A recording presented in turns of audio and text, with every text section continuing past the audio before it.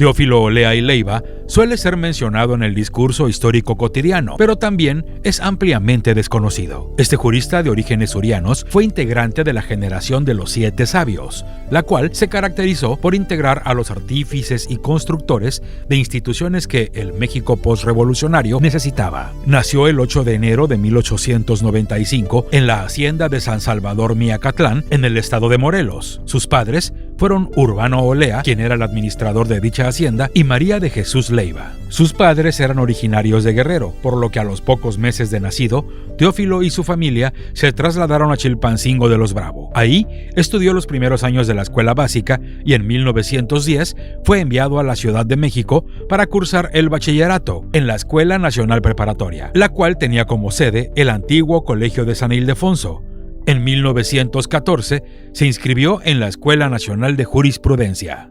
Después del horario escolar, Teófilo, junto con sus compañeros de escuela, acudían al Museo de Arqueología, a la Biblioteca de Jurisprudencia, a la Biblioteca Nacional y a la privada de la Librería de Porrúa. Y también acudían a la librería de don Agustín Aragón y León, a quien Teófilo le decía Papá Agustín. En estos sitios discutían sobre filosofía, historia, economía, literatura, entre otras materias. Teófilo y sus condiscípulos fundaron en 1916 la Sociedad de Conferencias y Conciertos. Su acta constitutiva señala como integrantes a Alfonso Caso, Antonio Castro, Manuel Gómez Morín, Vicente Lombardo Toledano, Jesús Moreno Vaca, Teófilo Olea y Alberto Vázquez del Mercado. El principal motivo que los llevó a organizarse fue el de fundar una sociedad con el fin de propagar la cultura entre los estudiantes de la Universidad Nacional de México.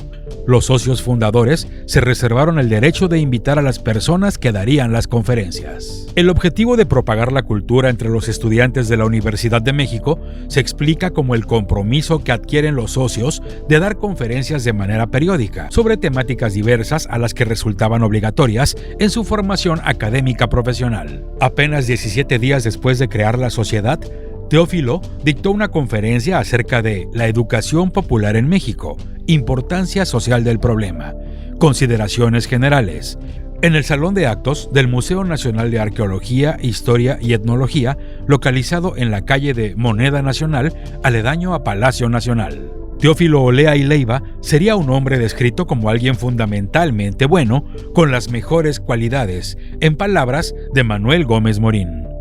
Miraba con clarividencia e imparcialidad de miras poco usuales, le gustaba disputar con mucha ponderación y agregaba que, contra la habitual intención de buscar en las gentes los aspectos negativos, Olea siempre trataba de descubrir las mejores cualidades. Sobre nuestro biografiado, Vicente Lombardo Toledano señalaba que era un hombre de humor admirable, de carácter plácido y de certeras indicaciones. A Lombardo Toledano se le debe el sobrenombre de El Puma para Teófilo debido al color de sus ojos, pero también se le señalaba burlonamente con el apelativo de Oblea y Lejía.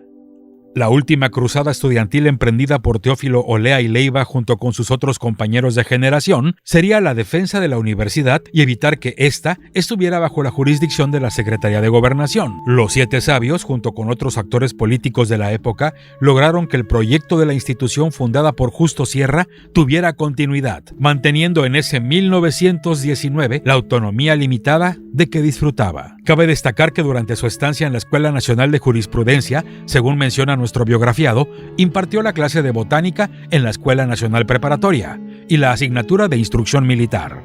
Este hecho se debió a que necesitaba recursos para poder vivir debido a la situación actual y solicita que, por sus labores, se le sean borradas las faltas de asistencia que haya tenido en sus clases. Durante 1916, esto corrobora que Teófilo no tenía los suficientes recursos propios y familiares para solventar la carrera de Derecho, y nos refleja también que los estudiantes no pertenecían a una clase acomodada, sino que eran alumnos de pocos medios económicos y que tenían que pagarse ellos mismos su formación profesional y sus gastos diarios. Teófilo incluso solicitó que se exentara de las cuotas requeridas a su hermano Enrique, quien también estudió en la Escuela de Jurisprudencia. El 28 de julio de 1919, Teófilo Olea y Leiva solicitó presentar su examen profesional y de igual manera pidió que le dispensaran de pagar la cuota correspondiente del trámite. El 3 de septiembre de 1919 se expidió su título, pues fue aprobado por unanimidad de votos en su examen profesional de jurisprudencia y, dado que llenó todos los requisitos que exige el plan de estudios vigente de esa facultad,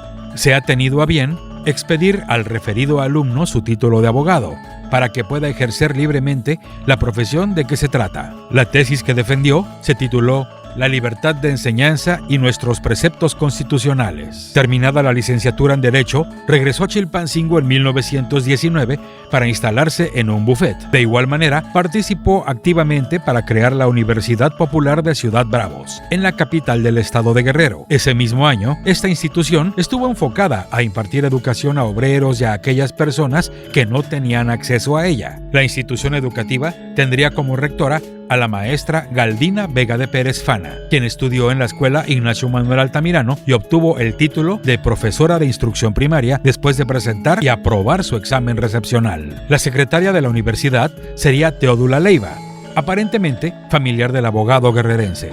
La Universidad Popular de Ciudad de Bravos tuvo el lema «Laboremos como si no fuéramos a morir nunca». Olea y Leiva se dedicó a litigar casos, pero poco tiempo después fue designado como subsecretario general de gobierno del estado de Guerrero durante la gestión de Francisco Figueroa Mata, cargo al que renunció al poco tiempo para postularse como diputado local por el primer distrito con cabecera en Chilpancingo. Ya electo en el Congreso local, Teófilo Olea y Leiva se vio envuelto en la crisis del gobierno federal originada a raíz de la disputa político-electoral entre Venustiano Carranza y Álvaro Obregón. Hay que recordar que el coahuilense quiso asegurar su legado impulsando al entonces embajador ante Estados Unidos, Ignacio Bonillas, como su sucesor en la silla presidencial. Pero Obregón pensaba diferente. Él quería ser el próximo presidente. Ante el avasallamiento presidencial, el Congreso guerrerense determinó debatir acerca de la violación de la soberanía estatal de Zacatecas y Sonora, al pretender Carranza controlar mediante la fuerza militar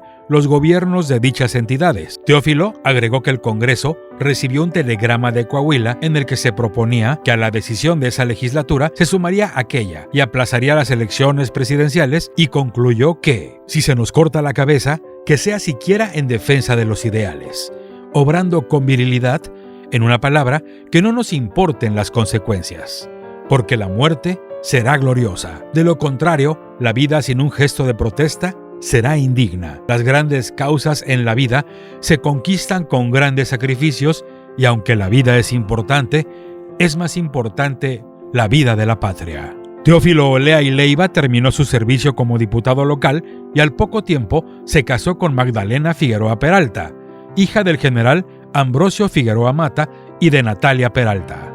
Magdalena Figueroa Peralta nació el 22 de julio de 1901 y estudió para ser educadora. Al casarse con Olea y Leiva, se dedicó a las labores del hogar y a guiar la instrucción de sus 7 hijos. En 1924, nuestro biografiado decidió trasladarse nuevamente a la Ciudad de México para establecer su despacho de abogados en el mismo edificio del Banco de Londres y México, localizado en las calles de 16 de septiembre, esquina Simón Bolívar, en lo que hoy es el centro histórico de la capital de la República.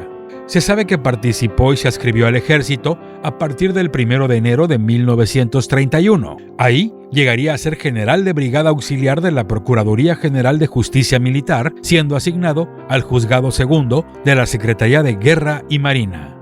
A Teófilo Olea y Leiva, trabajando junto con el entonces presidente de la Barra Mexicana, Miguel S. Macedo, se les encomendó el dictamen del nuevo Código Civil de 1929. Al igual que Alberto Vázquez del Mercado, Teófilo Olea y Leiva participó en la campaña presidencial de José Vasconcelos en 1929. El maestro, derrotado, decidió exiliarse cruzando la frontera de Nogales hacia Estados Unidos y de ahí a distintos derroteros. Y ya instalado en España, tuvo un célebre debate de misivas sobre el texto La socialización en el derecho, ensayo de una teoría general de las funciones, publicado por el guerrerense en 1933. La sucesión presidencial de 1940 despertaría pugnas políticas entre diferentes candidaturas. Por el lado oficial estaba Manuel Ávila Camacho, el general Francisco J. Mujica y Rafael Sánchez Tapia.